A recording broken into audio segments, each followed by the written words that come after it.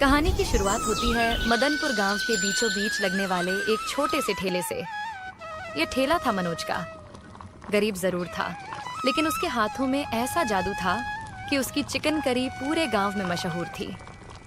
दोपहर होते ही मसालों की खुशबू हवा में फैल जाती और लोग खुद ब खुद उसके ठेले की ओर खिंचे चले आते। एक दिन हमेशा की तरह भीड़ लगी हुई थी।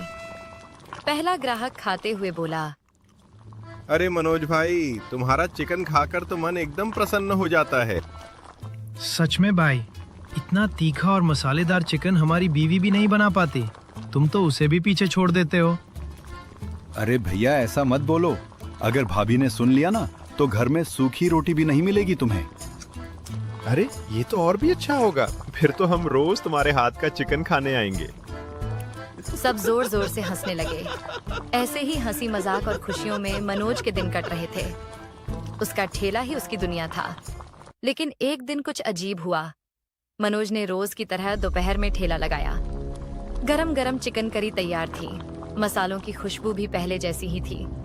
लेकिन शाम होने लगी और एक भी ग्राहक नहीं आया।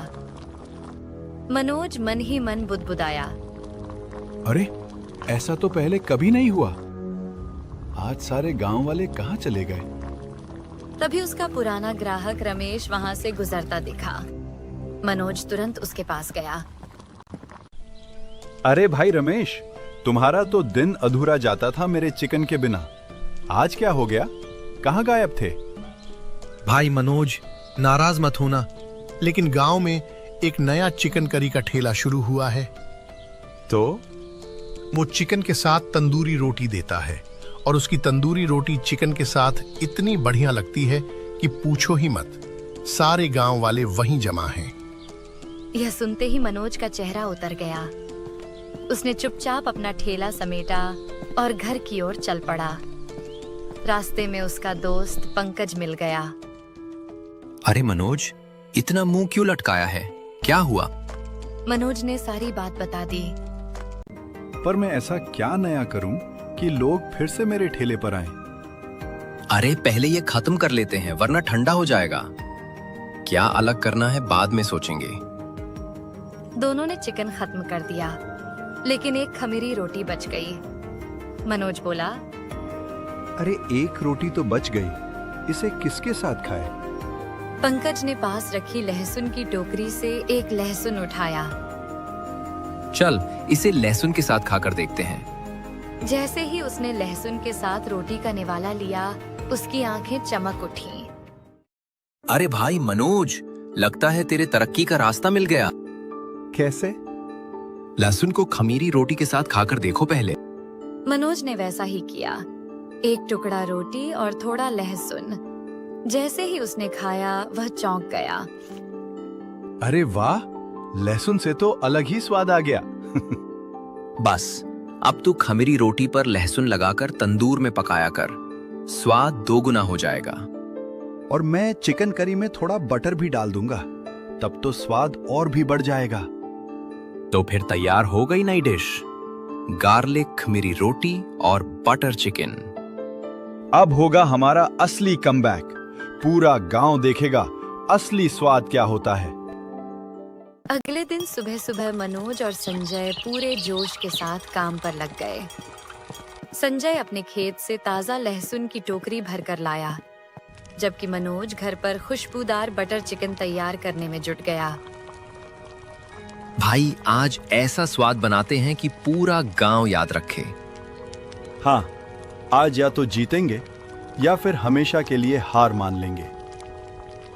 दोनों ने मिलकर गार्लिक खमीरी रोटी और बटर चिकन तैयार किया और ठेला उसी पुरानी जगह पर लगा दिया। उस पर बड़े बोर्ड पर लिखा था, 40 रुपए की गार्लिक खमीरी रोटी और बटर चिकन। मनोज ठेले के सामने खड़ा होकर जोर से बोला, आओ आओ गांव वालों, सिर्फ 40 रुपए में गार्लिक खमीरी रोटी और बटर चिकन खाओ। यह सुनकर दो गांव वाले पास आए।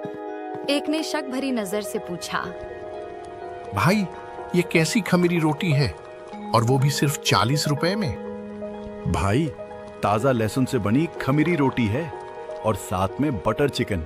एक बार खाकर देखो, मजा आ जाएगा। ऐसी रोटी तो हमने पहली बार देखी है, पता नहीं कैसी लगेगी। अरे भाई, मैंने अभी चखी है, कसम से स्वाद लाजवाब है।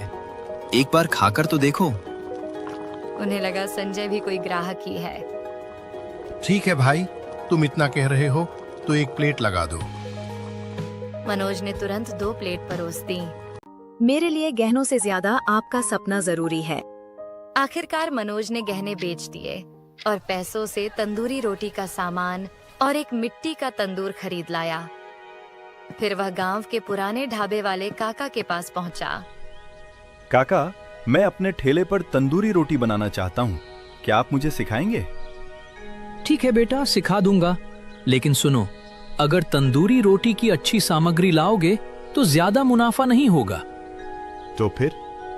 मुनाफा चाहिए तो थोड़ा मिलावट करनी होगी, तभी सस्ती पड़ेगी। मनोज कुछ पल चुप रहा, फिर मजबूरी में बोला। ठीक है काका।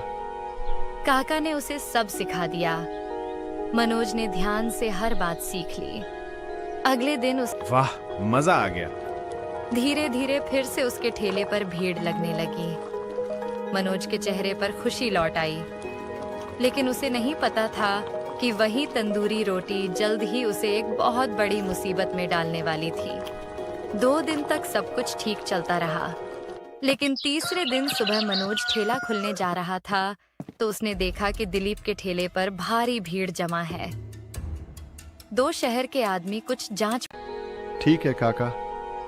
काका ने उसे सब सिखा दिया। मनोज ने ध्यान से हर बात सीख ली। अगले दिन उसने ठेले पर बड़ा सा बोर्ड लगाया, तंदूरी रोटी और चिकन करी। यह देखकर उसके पुराने ग्राहक दौड़े चले आए। अरे मनोज भाई, तुम भी तंदूरी रोटी बनाने लगे? हाँ भैया, आज से चिकन करी के साथ गर्मा गर्म तंदूरी रोटी भी मिलेगी। तो जल्दी लगाओ प्लेट, बहुत भूख लगी है।